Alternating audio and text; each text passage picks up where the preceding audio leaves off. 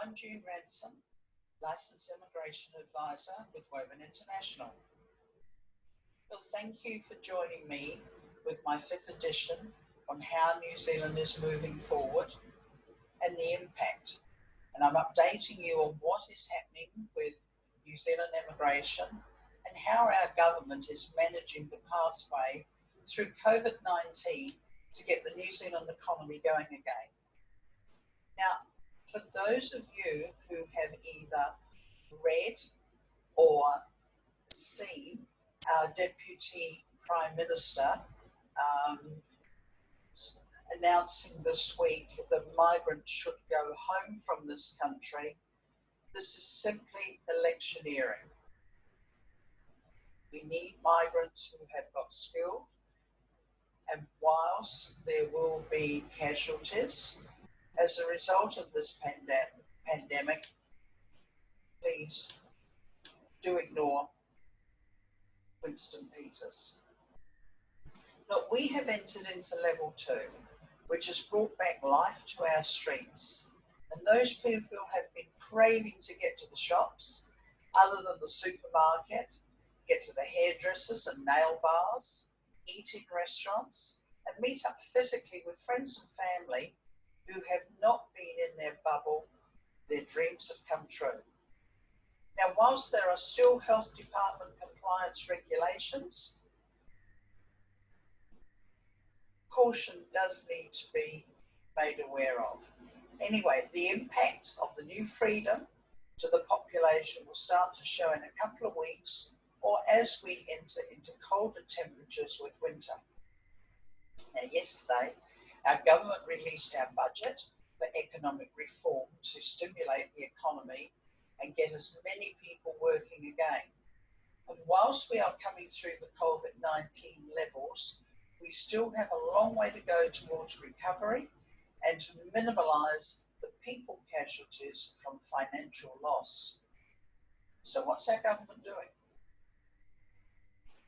Employers can get a further wage subsidy, which will give workers $585 per week, providing their employer can prove they have suffered a 50% turnover reduction from the pandemic. Injection of revenue has been given to stimulate industry, new housing builds, all to create new jobs. The tourism sector has received an injection of funds as it has been New Zealand's biggest export earner. Now, all of this, plus investment for New Zealand residents and citizens to go towards free training and retraining of those out of work to focus on trades. But who has the expertise to train these people? There won't be sufficient in New Zealand to cope with this. Now, to get things going, we will need skilled people, and such required skills are not necessarily in New Zealand possessed by New Zealand residents and citizens. So, migrants offshore, do your homework. The jobs in New Zealand in these areas, start the contact with these employers. I mean, if the New Zealand employer has a vacancy that fits an essential service and that person is not here in New Zealand, the employer must get the approval of the government by submitting their case to their lead agency.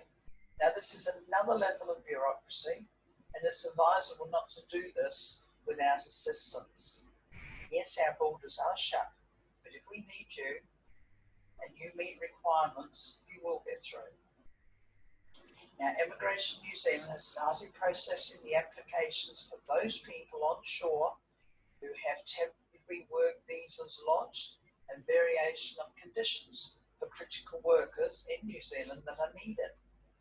Residence applications have also commenced being processed, with priority being given to those who earn $106,080 and above, or if the job requires occupational registration. Now, our government is talking of the commencement of international students coming into New Zealand. Without you, It is possible our universities will become bankrupt. So how is this going to be managed? This is being worked on, and it is a controversial topic.